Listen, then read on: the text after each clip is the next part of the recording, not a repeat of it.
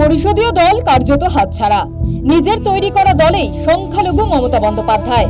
দেওয়ালে পিঠ থেকে যাওয়া থেকে ঘুরে দাঁড়ানোর আশা বলতে 3 বছর পরে লোকসভা নির্বাচন। রাজনীতিতে দলকে প্রাসঙ্গিক রাখতে 2029-এর লোকসভা নির্বাচন অত্যন্ত গুরুত্বপূর্ণ তৃণমূলের কাছে, কিন্তু সেখানেও কাঁচা। বিধানসভা নির্বাচনের ফল প্রকাশের পর থেকেই বেসুরো বেশ কয়েকজন তৃণমূল সাংসদও নেতৃত্বের বিরুদ্ধে উগরে দিয়েছেন ক্ষোভ। বর্তমানে লোকসভায় তৃণমূলের সাংসদ সংখ্যা 28।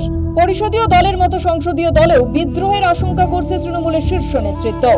এই অবস্থায় রবিবার দুপুরেই তড়িঘড়ি দিল্লি গেলেন তৃণমূল সুপ্রিমো মমতা বন্দ্যোপাধ্যায়। এই দিনই কলকাতা পুরসভা তৃণমূল কাউন্সিলরদের নিয়ে বৈঠক ছিল তার, কিন্তু সেই বৈঠক বাতিল করেই তড়িঘড়ি দিল্লি উড়ে যান মমতা। শনিবার দিল্লি গিয়েছেন দলের সর্বভারতীয় সাধারণ সম্পাদক অভিষেক বন্দ্যোপাধ্যায়। তৃণমূলের তরফে অবশ্য যুক্তি দেওয়া হচ্ছে সোমবার ইন্ডিয়া জোটের বৈঠকে যোগ দিতে দিল্লি গিয়েছেন নেত্রী। কিন্তু প্রশ্ন উঠছে, সংসদীয় দলে সম্ভাব্য ভাঙনের আজ পেয়েই তড়িঘড়ি দিল্লি ছুটলেন মমতা। তৃণমূল কংগ্রেস ভাঙারই ছিল, তাই ভাঙছে। এবড়ো খেবড়ো ভাবে ভাঙছে। ভাঙারও তো একটা বিজ্ঞান আছে, ভাঙা শিখতে হয়। অপরূপ ভাবে ভাঙা গড়ার চেয়েও মূল্যবান কখনো স্বপ্ন। কিন্তু দূর দূর পর্যন্ত এর সঙ্গে বিজেপির কোথাও কোনো সম্পর্ক নেই। মতাদর্শবিহীন, লক্ষ্যভ্রষ্টহীন একটা জনগোষ্ঠী যদি নিজেকে রাজনৈতিক দল বলে পরিচয় দেয়, তো তারা তো এভাবে ভেঙে যায়। আমরা তো একটা রাজনৈতিক দল, হরিনাম সংকীর্তনের দল নয়, পলিটিক্যাল পার্টি, ব্যান্ড পার্টি তো নয়। আমাদেরও তো একটা সৌজন্য আছে, রাজনৈতিক রুচিবোধ আছে।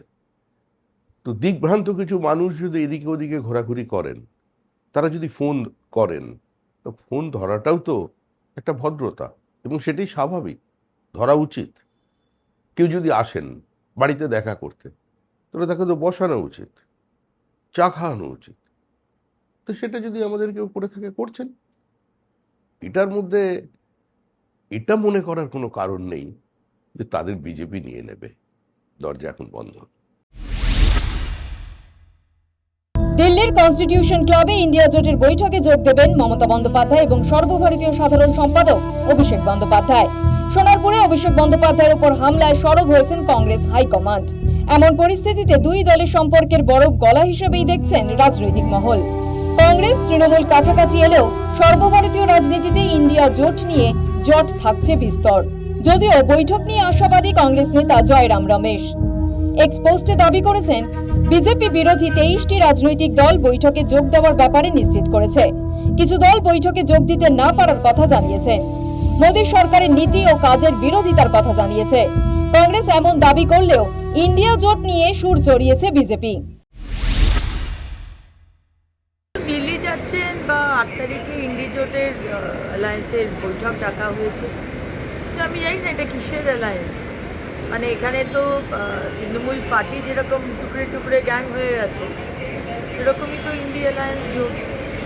আজকে সর্বভারতীয় সাধারণ সম্পাদক সিপিএমের মিস্টার ডিবি, তিনি চিঠি লিখেছেন কংগ্রেসকে যে তারা কী করে এই জোটের মধ্যে থাকবে, যেখানে তাদেরকে সবসময়তে বলা হতো আজকে যে কেরালাতে যে একটা বিজেপির সাথে সিপিএমের অ্যালায়েন্স আছে, সেখানে আবার করে তাদেরকে কী করে ডাকা হচ্ছে, সেখানে তারা আসবে না, তারা চিঠি দিয়ে দিয়েছে। ওইদিকে ডিএমকে তারা বলছে তারা আসবে না তামিলনাড়ুতে, বিকজ তাদের অপোনেন্ট যে সরকার হয়েছে টিডিএস, তাদেরকে নেওয়া হয়েছে।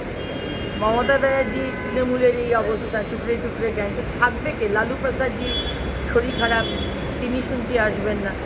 তো হবেটা কোন বৈঠক, কোন ইন্ডিয়া অ্যালায়েন্সকে নিয়ে, এইটা একটা বড় প্রশ্ন আছে।